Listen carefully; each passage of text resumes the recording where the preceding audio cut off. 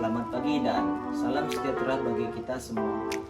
Om Swastiastu, salam nama budaya, salam nama kebajikan. Saya Tio Ardiansa dari Fakultas Teknik, Prodi S1 Teknik Mesin dengan nomor NPM 221502173. Di hari pertama dengan materi peran kepolisian terhadap kejahatan digital dari Irjen Pol Dr. Ahmad Wiyagus SIK MSI MM. Contoh kasus pelanggaran hukum dunia maya. 1. Cyberbullying. 2. Penipuan online. 3. Penipuan phishing. 4. Bom email. Cara agar terhindar dari UU ITE. 1. Penggunaan internet harus lebih teliti sebelum share sebuah kejadian. 2. Memeriksa kembali ketika ingin bertransaksi di internet. 3. Informasi yang dibuat harus berdasarkan pada fakta yang ada. 4. Jangan hanya mengkritik tapi harus memberi solusi dari masalah tersebut. 5. Meminta maaf jika kita salah dan jangan takut untuk meminta maaf. Materi kedua, pembangunan karakter mahasiswa dari Dr. Susetia Herawati ST MSI. Tujuan pembangunan karakter adalah untuk menjadikan mahasiswa menjadi man of analysis karena mahasiswa akan menjadi penerus bangsa yang membuat Indonesia semakin maju. Materi ketiga, pengembangan mahasiswa dalam perspektif agama dari Prof. Dr. Kiai Haji Said Akil Siroj MA. Kiat-kiat menjaga toleransi umat beragama. 1. Tetap menghormati agama lain. 2. Tidak mengolok-olok agama lain. 3. Tidak membedakan agama kita dengan agama teman. 4. Tidak merusak tempat ibadah agama lain. Belajar kampus merdeka dari Prof. Dr. Heriandi MSI. Tujuannya adalah untuk mendorong proses pembelajaran agar semakin otonom dan fleksibel, lalu menciptakan kultur belajar yang inovatif, tidak mengekang dan sesuai dengan kebutuhan mahasiswa. Contoh kegiatan merdeka belajar. 1. Pertukaran pelajar. 2. Magang atau praktik kerja. 3. Asisten mengajar di satuan pendidik. 4. Penelitian atau riset. 5. Proyek kemanusiaan. Materi kedua, kesadaran lingkungan hidup, manajemen risiko dan kampus sehat dari Prof. Dr. Asep Sukohar MKes.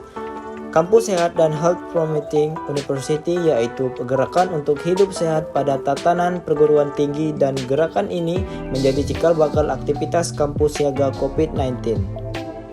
Upaya kampus sehat. 1. Zero tolerance area. 2. Parkir terpadu, pembatasan kendaraan bermotor agar mengurangi polusi. 3. Arboretum, tempat penanaman pohon dan anggrek. 4. Aquanila, tempat pengelolaan sumber air. 5. Tempat pembuangan sampah terpadu. Materi ketiga, etika dan kehidupan norma kampus dari Prof. Dr. Yulianto MSI.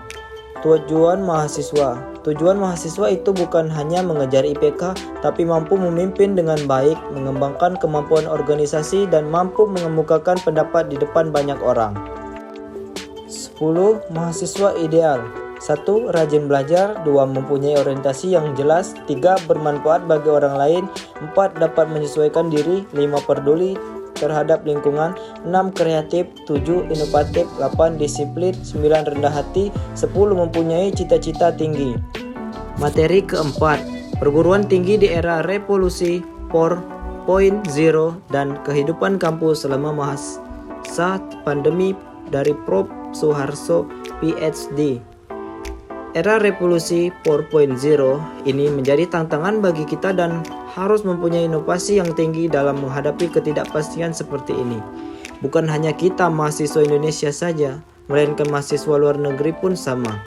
Hanya saja mereka juga dapat teknologi lebih tinggi sehingga mereka dapat berpikir bagaimana cara menghadapinya. Di hari ketiga dengan materi yang pertama, pembelajaran di perguruan tinggi di era 4.0 dan plagiarisme dari Dr. KNG Insinyur Helmi Fitriawan ST MSc. Kiat-kiat yang dilakukan universitas pada era 4.0. 1. Pembaharuan literasi manusia. 2. Pembaharuan literasi teknologi. 3. Pembaharuan literasi data. Basic dasar dalam pendidikan 21,000 adalah BC. 1. Critical thinking. 2. Collaboration. 3. Communication. 4. Creativity. 5. Citizenship or culture. 6. Character education or connectivity. Materi kedua, sistem perkuliahan dan peraturan akademik dari Dr. Muhammad Irsyad STMT. Hal yang perlu diperhatikan dalam perkuliahan. 1. Jadwal perkuliahan. 2. Perencanaan pembagian semester atau RPS. 3. Diktat, modul, buku ajar, textbook, dan buku referensi, serta kumpulan artikel ilmiah. 4. Tugas dan pekerjaan rumah. 5. Ujian, kuis, UTS, dan UAS.